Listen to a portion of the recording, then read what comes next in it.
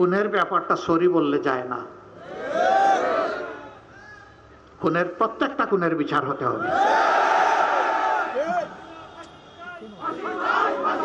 এটা ইনসাফের দাবি। দুনিয়ার সর্বশ্রেষ্ঠ মানুষ ছিলেন মহামানব মুহাম্মদুর রাসূলুল্লাহ সাল্লাল্লাহু আলাইহি ওয়াসাল্লাম। আল্লাহ নিজে রব্বুল আলামিন। একনল হ্যান্ড ওয়াশ 100% প্যারাবেন ফ্রি, তাই নিরাপদ হাতের জন্য আস্থা রাখুন একনলে। আর মুহাম্মদুর রাসূলুল্লাহ সাল্লাল্লাহু আলাইহি ওয়াসাল্লাম রাহমাতুল লিল আলামিন।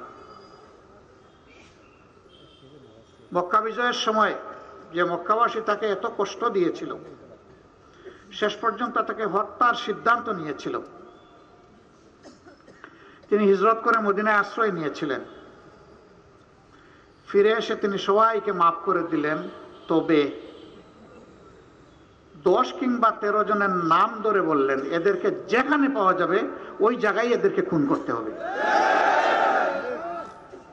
কারণ এদের হাত নিরীহ মানুষের রক্তে লাল। এরা মানুষ খুন করেছে, সুতরাং যে খুন হয়েছে তার ব্যাপার আমি মাফ করে দিতে পারবো না।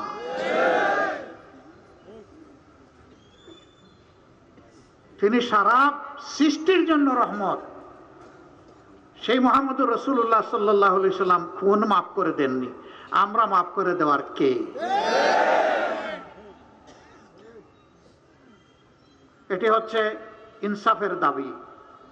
আর এই আবু সাঈদরা রাস্তায় নেমে স্লোগান দিয়েছিল, উই ওয়ান্ট জাস্টিস।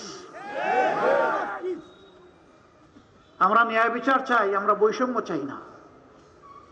ন্যায় বিচারের দাবি হচ্ছে প্রত্যেকটি খুনের বিচার হতে হবে।